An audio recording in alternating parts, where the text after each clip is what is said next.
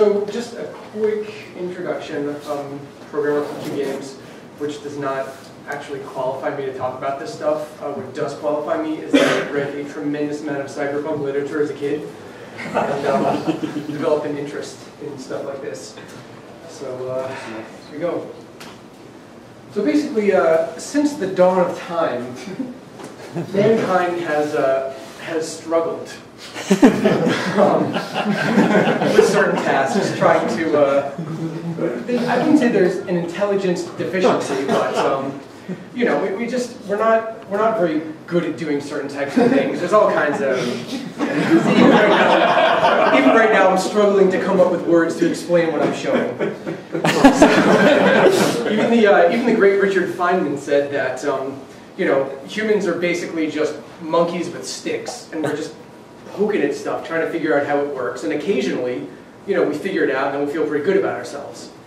But in general, we don't have much to work with as humans. Okay. So for options for improving your mind, there's the old-fashioned way, which we have a picture of a girl with what I believe is a prototype iPad. From, not 100% sure what that is or where I got it from. If you're feeling particularly lazy, there's a class of drugs called nootropics. Not a big fan of them, but people swear up and down by them. They got a bunch of side effects, and apparently you learn to not be that smart. Even worse, your baseline gets even worse than it was before if you start doing them, so F that. There's Khan Academy, which is, do you guys know Khan Academy? Yes. Yeah. Okay, good, yeah. I spend about 85 to 95% of my free time on this, just like learning crap. It's absolutely brilliant. There's brain training games like Sudoku and stuff like that, which old people swear by, but I have seen no evidence whatsoever that they work or do anything. No disrespect to the Nintendo DS. And then there's Adderall, which the kids seem to love these days. Okay, so MIT Opencourseware is another Khan Academy-like thing. It's got about 220,000 users and 47 million views. That's pretty impressive. A lot of people are spending their time doing this. There's Khan Academy, which about doubles the users, and the views are just off the charts, partially because of Kaylin and I, mainly because of Kaylin and I. And then there's Adderall, which I've seen estimated at about 25% of college students are using this thing pretty seriously before they take tests, write essays, stuff like that. That's roughly, given the number of college students in the US, about 4.3 million people. Nasty side effects, it's addictive, it'll fuck up your heart, not the kind of stuff you want to be messing with. Unless you want to write the best essay of your life. Okay, so the question is, no, dude, I'm all about the cheesy transitions, I know. So, I mean, the question is, you have 2 options. I mean, you can go down the drug abuse route, and you can just amp yourself all up on Adderall and chop that shit up and snort it, or whatever the kids do. What do I know? Or, why abuse drugs when you can abuse electricity? And that is going to be the primary focus of the talk, as I finally get to the point, 75% of the way through the slides. Okay, so I want to talk about TDCS, which is transcranial direct current stimulation. What?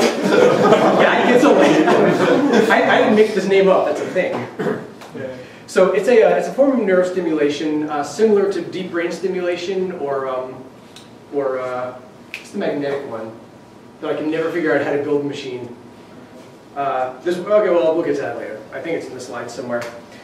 It was developed to help brain injury patients, people with strokes, people with learning disabilities, things like that. It can increase your math ability, memory, coordination, problem solving, learning, all that good stuff with 0 effort. DARPA is currently using this thing to train snipers. According to their own data, the snipers learn tasks roughly 2 to 3 times faster than they do without this.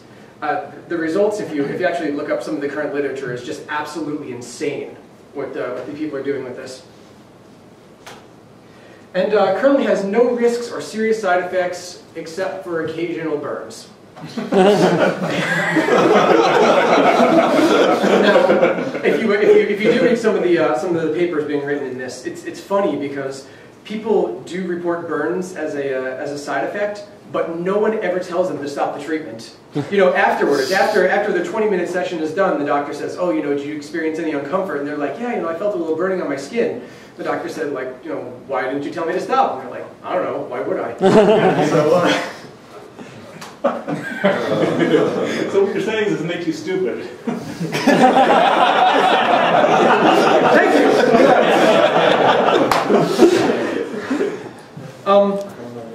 Yeah, it's a picture. It's a brain scan. I'm not going to say too much about it, but we can go into details later on if you guys want to ask some questions after the presentation. So if you want to go down this route, because you're feeling particularly lazy and watching a 5-minute video is too difficult for you, you have a couple commercially available options. There's this puppy right here from Transcranial Technologies, $380 USD, electrodes included, and they will sell to you if you are not a medical institution. That's actually really, really big when you're looking at these devices because a lot of places won't sell to you unless you're a doctor or pretending to be one. So I don't know if that counts as PhD. You might need to be a medical doctor. Okay, yeah, this puppy right here, it is the budget unit, $185, does everything the other one does without presets. You have to put it together yourself, which is not a big problem. 10-minute assembly, no big deal, comes with electrodes, and you can be zapping yourself in no time.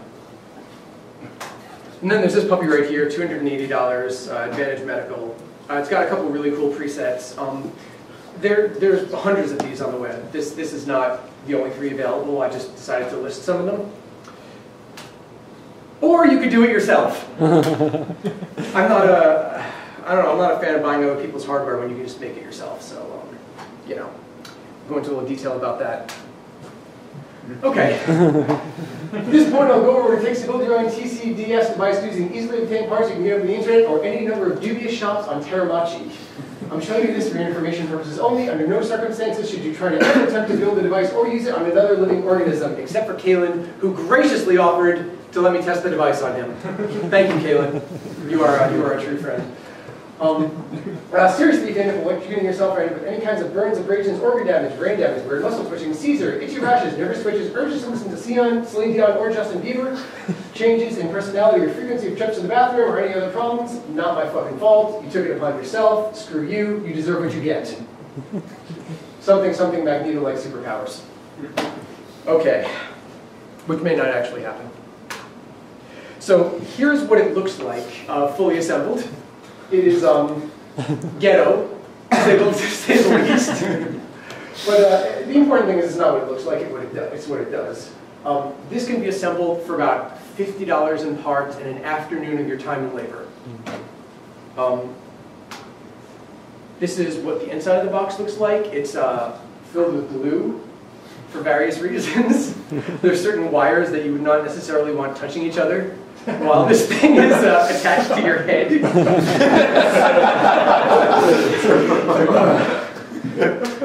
And finally, this is the schematic. And I mean just 1, 2, 3, 4, 5, 6, 7. You could count the number of parts on 2 hands worth of fingers. It's not a hard device to build. I wouldn't suggest trying it if you don't know about electronics. There's a couple fundamental flaws with this one that may or may not be a problem. There's other schematics available if you want to try it. This is simple and relatively safe as far as the other ones go. I just wanted to make a quick note here. Also, I hope you guys will appreciate the irony of me pushing memory improvement techniques and then having to read this from a piece of paper. So just a little bit of talk about electrode placement. You have cathode and anode. And for those of you who are used to doing electronics, this is just the ass-backwards way that you would think it is. It's a little bit counterintuitive, but the way that anode and cathode are used in TDC, direct current stimulation literature is basically, cathode is the negative terminal where electricity, to simplify it, exits. It basically causes up a build of negative charge. So if you have charge building up and you have a very, very small cathode electrode, charge can pass less freely through it, so charge tends to build up more, which is good. You can able, through the size of the cathode electrode, you're able to actually shape the area of the brain that this thing can affect. It's basically the one that you want to place in the supraorbital area. So left eye, right about here, is a good placement for that. So the anode, which is the plus on it, is basically where electricity enters your brain, or enters into your head. The effect of this one is not as clear-cut as the cathode. It's not as simple as, you place it here, make it this size or this size, depending on what you want to get. Yeah, it's, the neurons under cathode, and I'm going to have to make sure that I get this right. The urine under cathode in trials where you're basically trying to improve coordination tend to be more activated and more excited, while the ones in an anode tend to be more suppressed. That is actually, depending on the task you're doing, that can flip. For certain types of training that you do with these things, the cathode, the area with the cathode is where the neurons are the most suppressed, and then anode is where they're a little bit more excited. All of this depends highly on brain morphology, layering, particular area, cellular composition, all this good stuff that you want to take into account when you're deciding what part of the brain to stimulate, I guess for lack of a better term. 50% of the current that goes through this thing is lost to the surrounding tissue. Very little goes into the actual brain itself, which is unfortunate, but other methods are better, but they require sticking probes into your head. And I mean all the way in, which is why they call it deep brain stimulation. Which is, to be honest with you, if Kayla would agree to that, man, I would be all over that. You have a couple parameters to play with. There's polarity, there's intensity, there's current, duration of stimulation, stuff like that. Everything shapes the effect in a different way. I could explain it to you. It's kind of weird, but basically if you look at EEG, areas of the brain, it all maps in the exact same way. So a couple tips on electrode placement that I noticed are good tips. So they should be about 8 centimeters apart for 5 by 7 centimeter electrodes to keep current flowing. Anything closer and you're going to get less current flowing than you normally would. Measure resistance. It should be under 5K ohms or your electrode placement will be wrong or you will die. Basically any motor cortex activation or unrelated cognitive effort will completely modify the effect. So if you start thinking about something that's not the area that you're specifically training, or if you just start kind of like wiggling your fingers, it will actually modify the effect in new and interesting ways, which may or may not be good. And finally, and my God, if you're ever stupid enough to make one of these, I cannot stress this enough. Use a battery. Do not use wall electricity. If you find yourself thinking like, batteries run out, let me just plug it into the wall, you, my friend, will have a good time. So just a quick breakdown of some of the parts that are involved. This thing right here, it's an IC, it's 79 cents. This thing's 99 cents. Potentiometer for $10. I mean, these are all things you can get off of the Jaymin website. You can get them in Terabachi for even cheaper probably. Not that anything in Japan is ever cheap. From 4MD Medical, you can actually get sponge electrodes, really nice ones, for like $48. I highly suggest them. Some miscellaneous parts, resistors, wire, other crap you might need. The neoprene cap is what you actually use for the hood when you're attaching it to your head, which is kind of cool. It's $23. It belongs in a wetsuit, and it will end up on your head. You can make your own homemade saline too. There's a really, really good way to do this that we can talk about after the presentation. And anything else? Yeah, okay, so like I said, there were a few flaws in the design that I'm currently working with up here. It treats anodes, both anodes as a singular anode in terms of regulation and monitoring. So if you configure for standard current density, it could come out to 0.001 milliamps of current through one, not through the other, which is at best dangerous and at worst deadly. It does not currently have a circuit to measure resistance and adjust the current based on that. It's another safety measure that if you really, really care about living, you should probably have in there.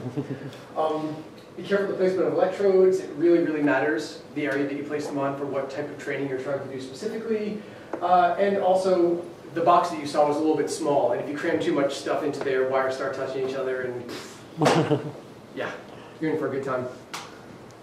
Here's a couple of non-technical resources if you guys want to take pictures of it.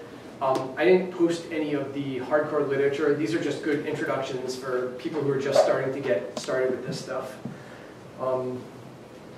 Pause. 3, 2, 1. Okay, cool. That's it. Happy electrocution.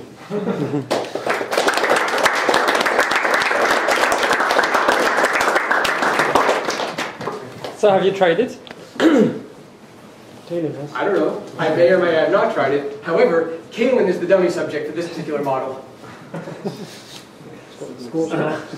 Yeah. If you look at the top of his head, there's like little bits of marker on there where I've been measuring things.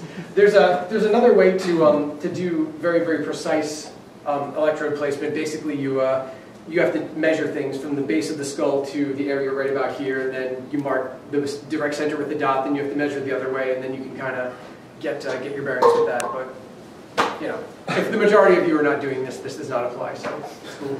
What kind of training are you actually doing? Like, say you want to study something, are you actually studying that thing while you've got the thing on your head, or are you generally improving your mind and then studying it sort of separately? So I've seen two types of studies. I've seen official ones that are working with, like, you know, cripples who can't walk and stuff, and, you know, people who had strokes and things like that. And those tend to actually have you think about moving. So if you're having a hard time moving the left side of your body, or you're trying to improve coordination, these are also used for depression. But those tend to map more directly. As far as when you're learning stuff, unfortunately, the only quote-unquote literature that I can find on that is, you know, college kids who's like, I'm going to build one of these, and I'm going to study while this crap's hooked up to my head. So I don't have any hard data on that, but I basically spend my lunches at work reading papers, so I can find more about that. Any idea about the mechanism to relieve the brain injuries like that? Do you know how it works? Right. Actually, at this point, nobody really knows how it works. It's a big area of research right now, and they're finding out more. But right now, the actual, the latest paper I read on this was in 2009. The actual mechanism in which it works is just completely unknown. We just know it's the same thing with the magnetic one that I'm very nervous and can't remember, where we don't really know how it works, but we know if you apply a magnetic field to certain parts of the brain of a certain shape and intensity, you start hearing voices, or you can you start like tasting colors and things like that. So, yes, I'm in no way a professional. I just do this as a hobby when I'm not making video games. I mean, I've heard about this kind of techniques before. The antidepressants were made, like later part of the 20th century. Yeah. They used like electrostimulation on the brain on severely depressed patients, Yes. and that apparently worked pretty well. I mean, apart from the they used to use it in a very untargeted way in the early 20th century, and basically all research into it had been dropped, and nobody was using it except for the Russians. And the Russians kept it going, and then in 1984, there was another boom with it among researchers in the U.S., and it's been going with that. It's got some pretty incredible results, but it's it's a little bit up in the air as to there are no known long-term side effects, and there's no known bad anything about it. But that doesn't mean that we're not all going to die. So. It's actually, from the number of studies that are done on it, it seems really safe. I wouldn't say that making that thing I put up there is safe. But, but like the devices, like you say, were commercially available. Like, what kind of status do these devices have? Are they considered like medical device or? Some of them are. Yeah. Some of them are therapeutic medical devices only, and other ones are available to general consumers. The ones that are more high-end medical. There are ones that have built-in EEGs, so you can actually monitor what's going on while the treatment is going on. There's one with very specific presets and all kinds of crazy things. But this is not. I'm sure that if a large enough number of people got into doing this, that they would become more heavily regulated. It's a medical device intended for treatment of serious illness, and the only illness that we're treating is the fact that we have a hard time calculating double integrals for things.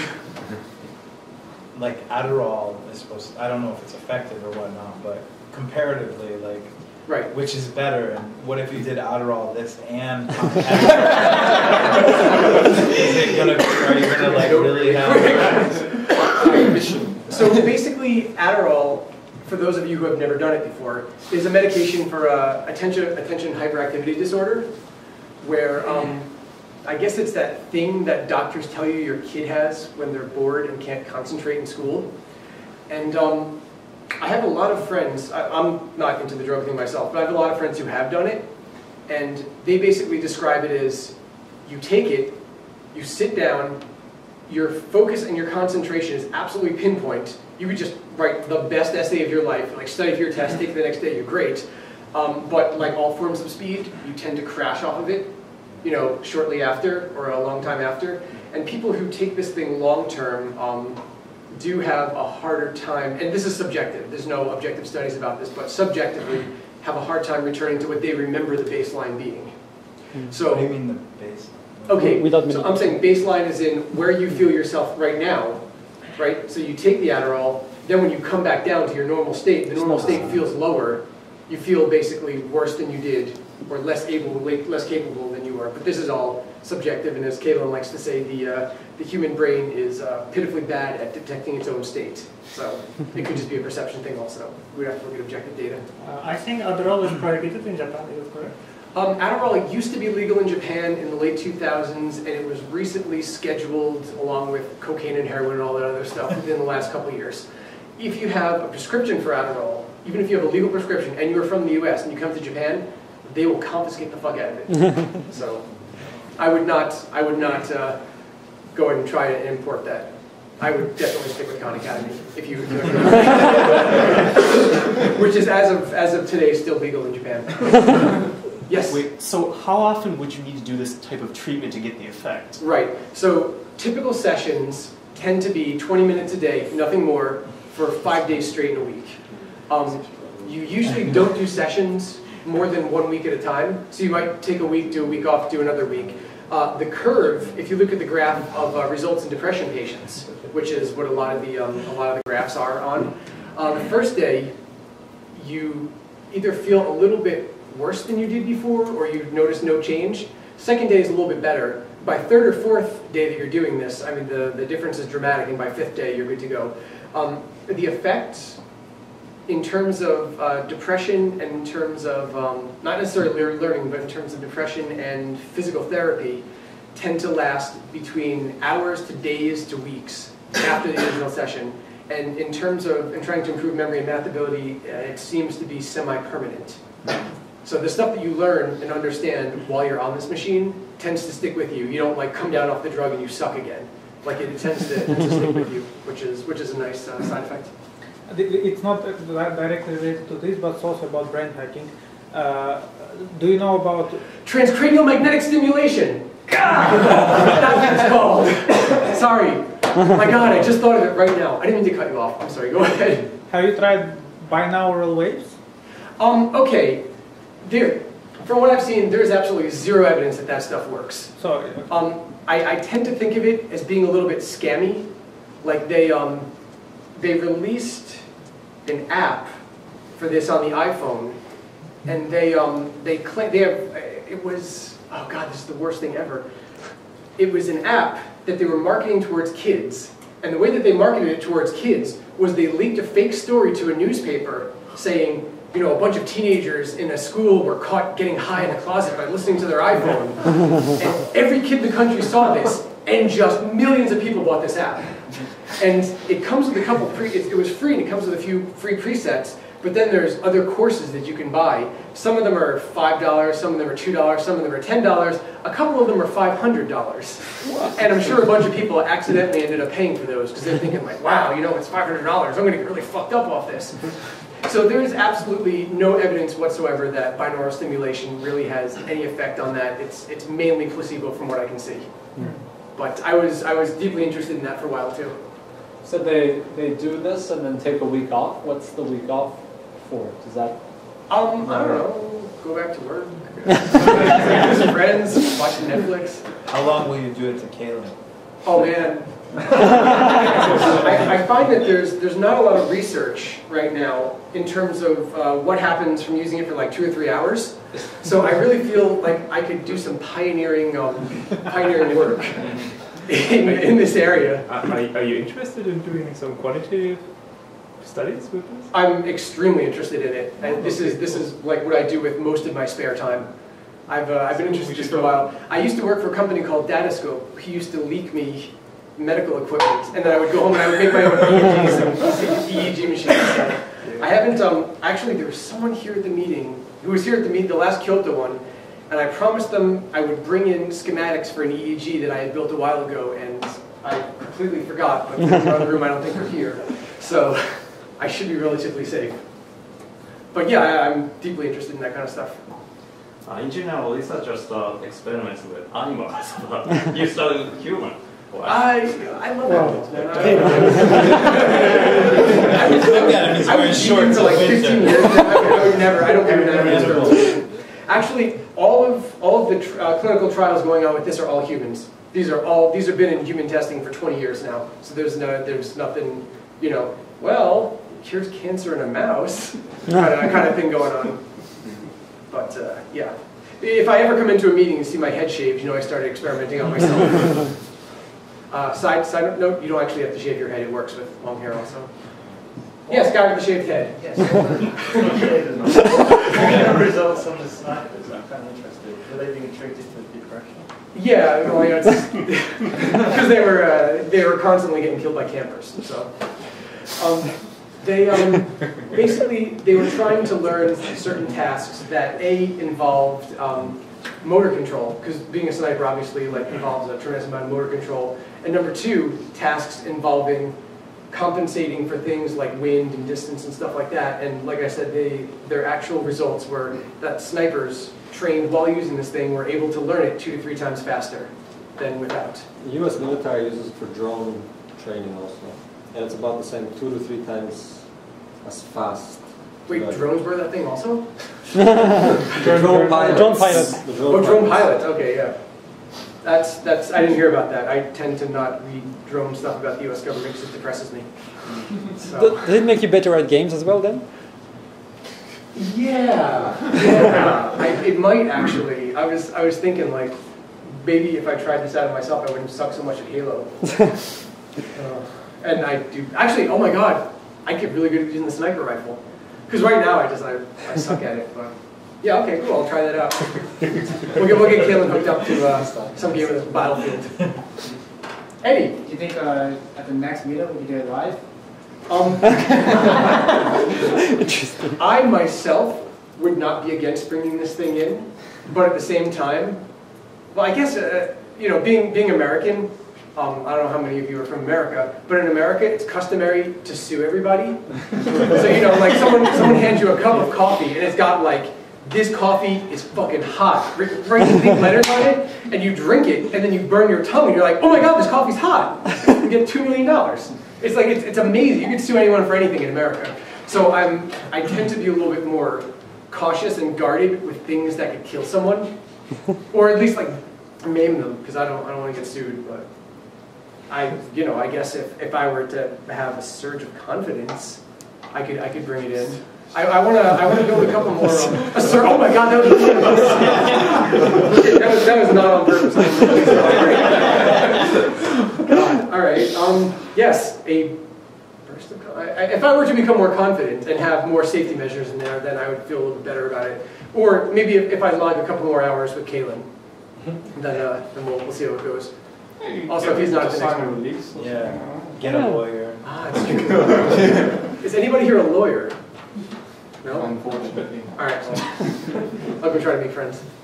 Anyone else? Okay, then I shall slowly fade out of view.